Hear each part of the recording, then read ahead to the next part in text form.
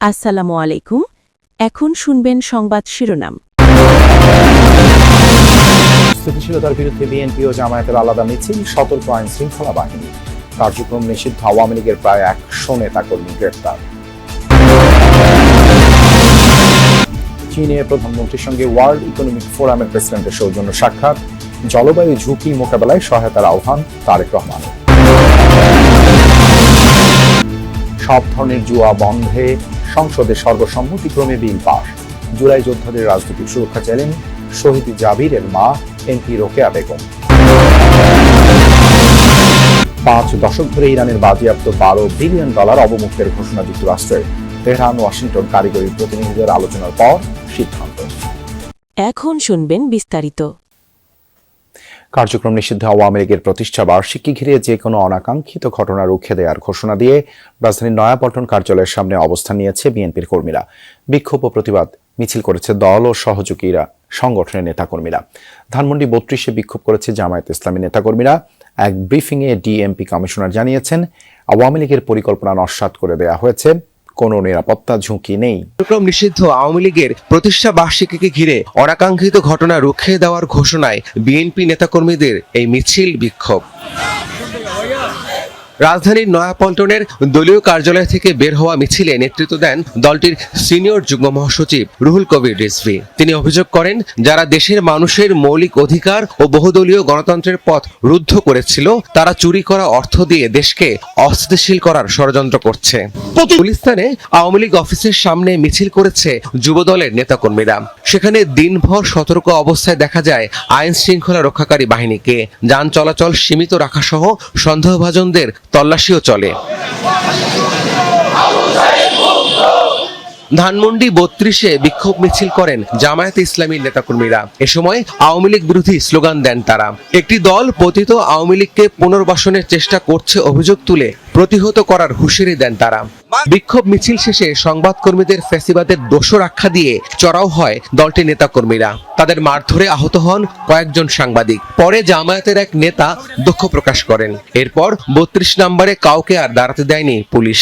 আওয়ামী লীগ কর্মী সন্দেহে আটকও করা হয় একজনকে।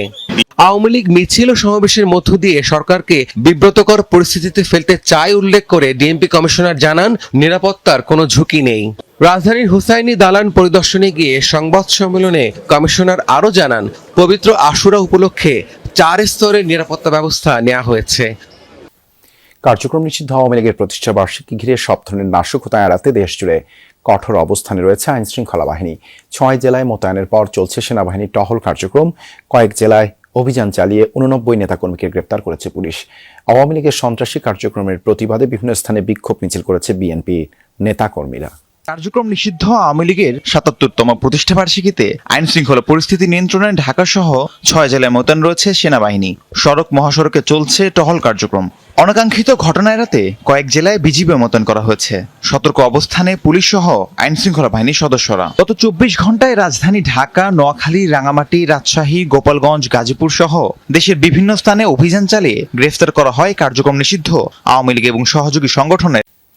বাংলাদেশের উন্নয়ন যাত্রায় বিদেশি বিনিয়োগকারীদের গভীরভাবে সম্পৃক্ত করতে অর্থনৈতিক ফোরামের সম্মেলনে যোগ দিয়েছেন প্রধানমন্ত্রী তারেক রহমান। প্রধানমন্ত্রীর উপদেষ্টা ডক্টর মাহাদি আমিন জানান, বিনিয়োগ বৃদ্ধির পাশাপাশি কর্মসংস্থান সৃষ্টি ও ব্যবসার জন্য বাংলাদেশকে বেছে নিতে বিদেশিদের বার্তা পৌঁছানো সরকারের লক্ষ্য।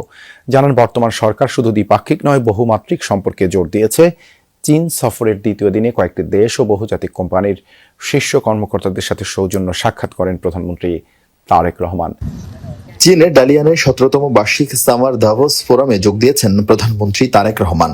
চীন সফরের দ্বিতীয় দিনে সকালে বিশ্ব অর্থনৈতিক ফোরামের প্রেসিডেন্ট ও প্রধান নির্বাহীর সাথে আলাদা বৈঠকও করেন তিনি।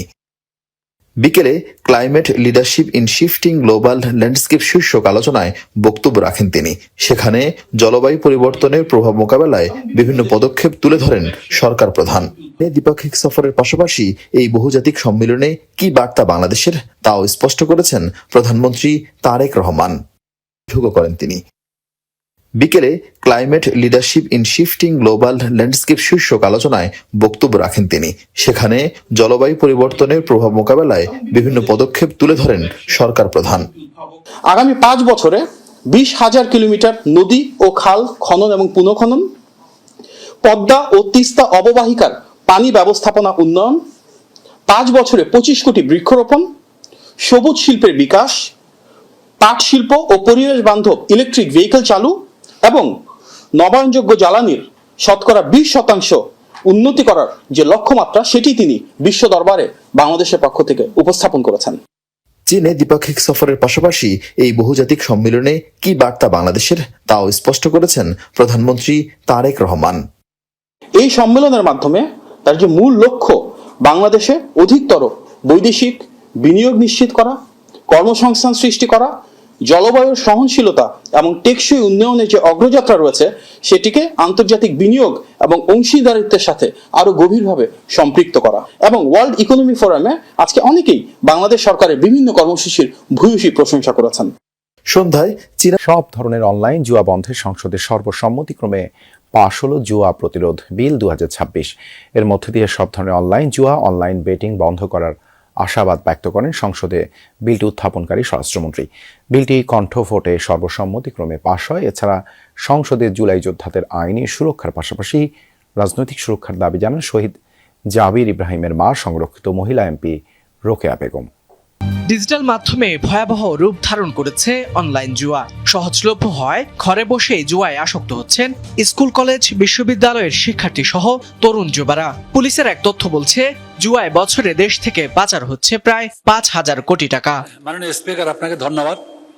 মঙ্গলবার জাতীয় সংসদে অনলাইন জুয়া ও বেটিং সহ এ ধরনের অপরাধ প্রতিরোধ ও দণ্ড প্রদানের বিধান প্রণয়নের লক্ষ্যে জুয়া প্রতিরোধ বিল 2026 উত্থাপন করেন স্বরাষ্ট্রমন্ত্রী সালাউদ্দিন আহমদ।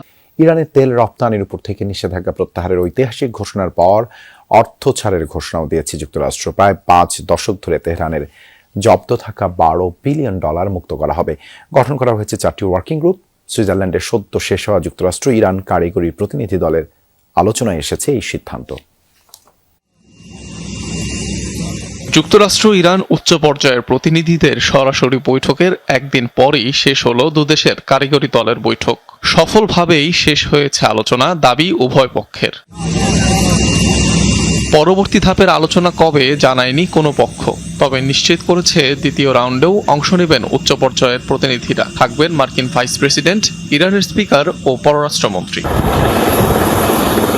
কারিগরি দলের আলোচনায় 4টি ওয়ার্কিং গ্রুপ গঠন করা হয়েছে, যারা নিষেধাজ্ঞা প্রত্যাহার, পারমাণবিক কার্যক্রম পুনর্গঠন ও অর্থনৈতিক উন্নয়নের বিষয়গুলো দেখভাল করবে। প্রধান আলোচক ও ইরানের পার্লামেন্ট স্পিকার বাখের কালিভাভ জানিয়েছেন, হরমুজ প্রণালী কখনোই আর যুদ্ধপূর্ব অবস্থানে ফিরবে না। এখন থেকে আইন মেনে এটি নিয়ন্ত্রণ করবে তেহরান। হরমুজ প্রণালীতে হটলাইন ও সেন্টার স্থাপন সহ সমন্বয়ের বিষয়ে সম্মত হয়েছে। এর ফলে চলাচলকারী জাহাজগুলো আরো নিরাপদে ও দক্ষতার সাথে পারাপার হতে পারবে। অবশ্যই আমরা আন্তর্জাতিক আইন সম্পূর্ণরূপে মেনে চলব। আশাব্যঞ্জক কথার পাশাপাশি